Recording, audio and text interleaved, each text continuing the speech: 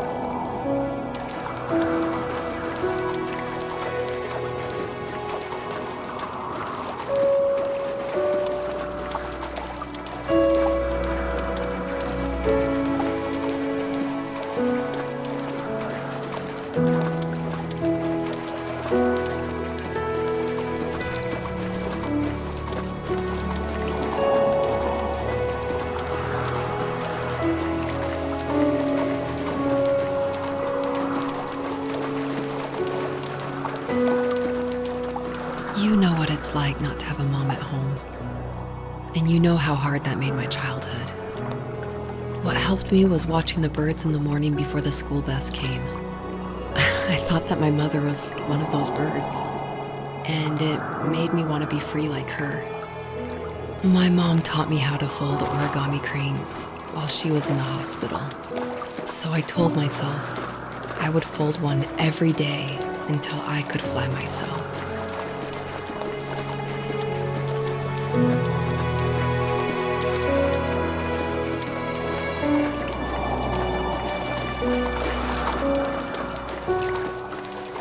I think we both have always loved animals, and for me that love started with a dog. Sometimes this Rottweiler would come up to our property line and wait at the fence for me, but only once in a while. I was sure to check every day immediately after school, and it usually ended in disappointment. I would even steal money from my passed-out dad just so I could buy these off-brand dog biscuits. Even when she did stop by, she never went beyond the fence. Why was she so scared?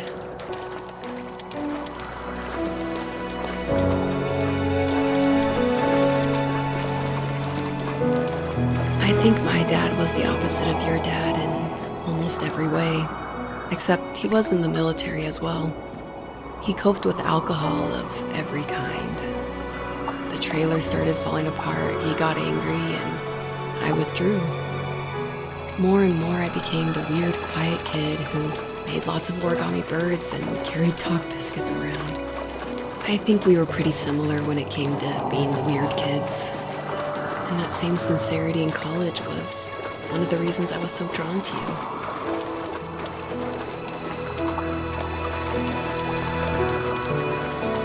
Life got worse and worse, and at one point, I really didn't think I could survive another day with my soul still intact. I had no real friends, let alone neighbors, since we lived in the middle of nowhere. I should have talked to my teacher, but I was scared what he would do if he found out. As I waited for the school bus one morning, I walked around until I found something in an abandoned shed. Something I can't put into words.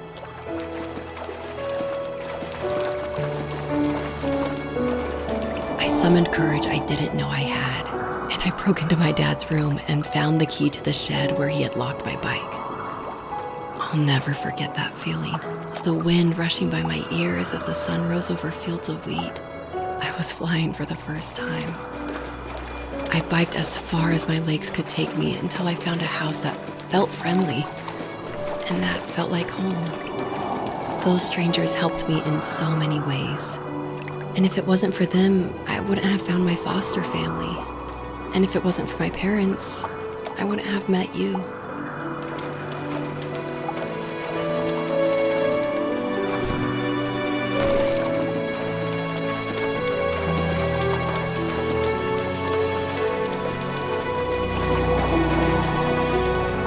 You have strength, Joseph, and you're not as alone as you think.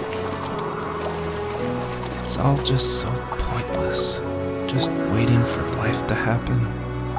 It's like having the home I always wanted is cursed out of my reach. The thought of being a parent myself, how could I do that when I couldn't even be a good son?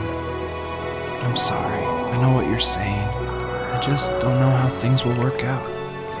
These quiet hours will turn into years, and we'll wonder which roads passed us by. Then we'll forge a new road together. Besides, I discovered for myself that one fateful morning where any hopeful road leads to. There may be thorns and mist, but it always leads to the same thing. And what's that? Family. I'm so glad that you're part of my family, Rachel. And I'm glad you're part of mine.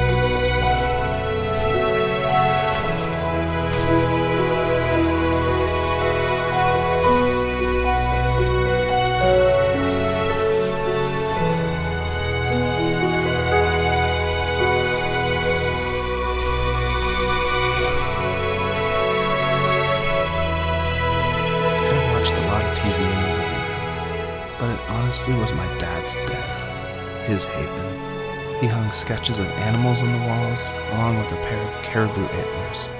He never really hunted, so we must have found them in the woods.